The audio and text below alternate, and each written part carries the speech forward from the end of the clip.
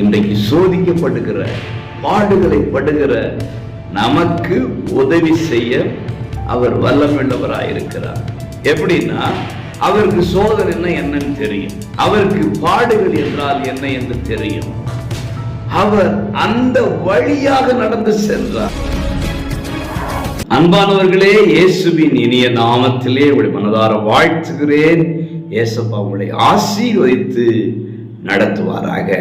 எபிரேயர் 2:18 அவர்தாமே சோதிக்கப்பட்டு பாடுபட்டதினால் அவர் சோதிக்கப்படுகிறவர்களுக்கு உதவி செய்ய வல்லவராக இருக்கிறார். பிரியமானவர்களே, அவர் சோதிக்கப்பட்டதினால், அவர் பாடுபட்டதினால் இன்றைக்கு சோதிக்கப்படுகிற, பாடுகளை படுகிற நமக்கு உதவி செய்ய அவர் வல்லமையுள்ளவராயிருக்கிறார். எப்படின்னா, அவருக்கு சோதனை என்னன்னு தெரியும், அவருக்கு பாடுகள் என்றால் என்ன என்று தெரியும். அவர் அந்த வழியாக நடந்து சென்றார். அந்த அனுபவம் அவருக்கு இருக்கிறது. உங்களுடைய பிரச்சனைகள் எல்லாம் தேவன் அறிந்து இருக்கிறார்.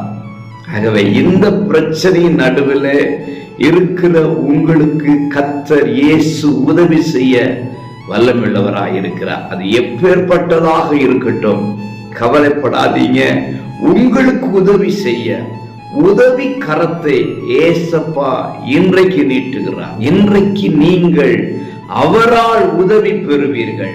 உங்கள் சோதனைக்கு, வேதனைக்கு அப்படி வார்த்தை மருந்தாய் கடந்து வருகிறது. கவலைப்படாதீர்கள். ஏசப்பா உங்களோடு இருந்து உங்களுக்கு பலன் தருவார், நம்பிக்கை ஊட்டுவார். கர்த்தர் உங்களை ஆசீர்வதிப்பாராக. God bless you.